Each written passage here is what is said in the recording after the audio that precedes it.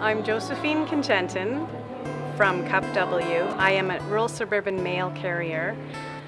Today is September 17th, 2016. Across Canada, there's a National Day of Action. People from British Columbia to the East Coast are taking part in this to raise awareness of the issues with Canada Post right now.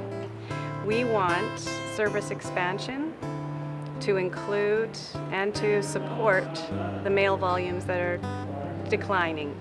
Some think of Canada Post as just letters and stamps. But here's the thing. In the next economy, our postal service could deliver everything from food to clean energy and create thousands of green jobs in the process. Canada Post is this country's largest transportation and shipping network, and we own it. There are almost twice as many post offices as Tim Hortons. That's a lot of post offices. So, how can we use this powerful network to drive the transition to a zero-carbon Canada? We could put solar panels on post offices, with retrofits to save energy. We could add charging stations to power our postal fleet and your electric car. Post offices could also provide banking services, without the big banks' unfair fees, and finance green infrastructure and businesses. We could build a fleet of electric postal vehicles built by unionized workers here in Canada. The Postal Service could deliver affordable food to remote communities in the north and support digital innovation across the country.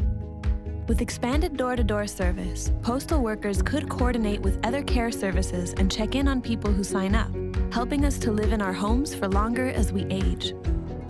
We are ready to leap to a green economy based on caring for the earth and each other. A revitalized postal service can deliver it. From coast to coast to coast, support for this vision is growing fast. Visit deliveringcommunitypower.ca to join us, add your ideas, and get involved.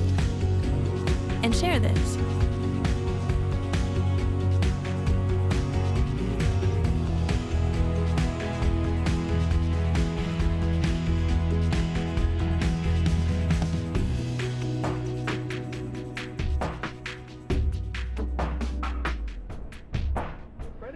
Often don't make it to these small towns. So it just makes sense to have banking abilities at the post office. And some people aren't aware that we actually did have postal banking for 100 years. Why did we stop?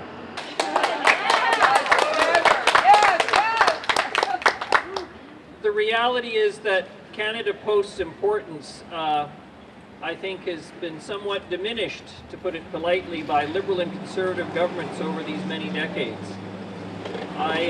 When Sharon and I were first married, we lived in Ladysmith and she was teaching, and of course if you drive past Ladysmith now on the highway, you know that lovely building that's an antique store now? You know what the big sign chiseled in the stone says in the lintel?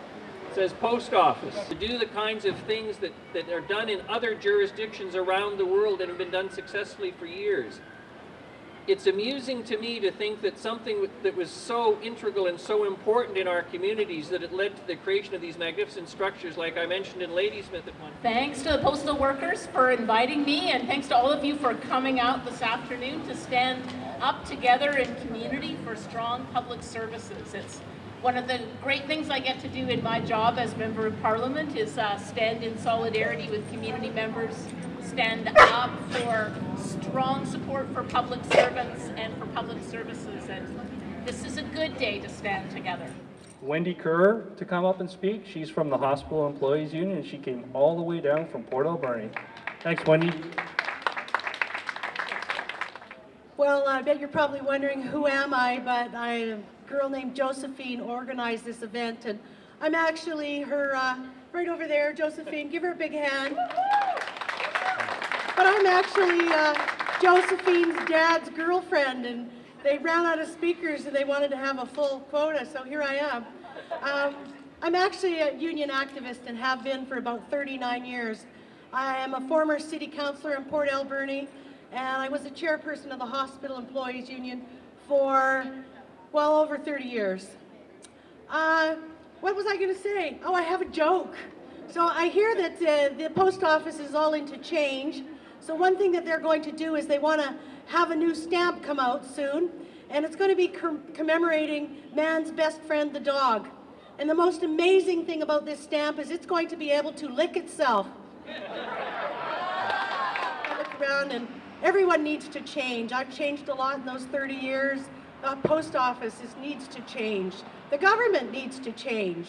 We need to change, and now's the time. I think that we all need to get together. We need to stand together. When we have rallies, we need to bring our sisters, our brothers, our friends, our dogs, our neighbors. We need to drag them down here.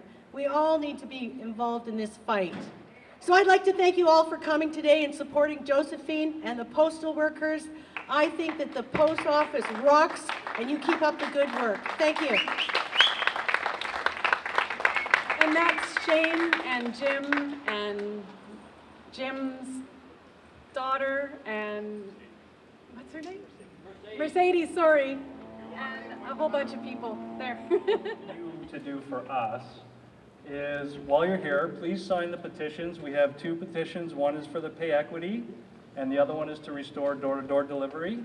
We have lots of information. You must go home with one of these, and we're going to give you some instructions as to how you can put your input into the government too, because it's kind of convoluted. It's not that simple. Surprise, surprise. They don't really want to know what you think. So we've set up a variety of ways to get your ideas there.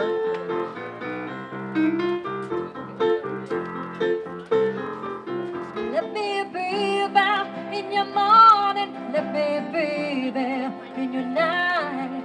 Let me change whatever's wrong and make it right, make it right. It's been a very successful day of action here in Nanaimo. We had lots of great presenters and awesome musicians.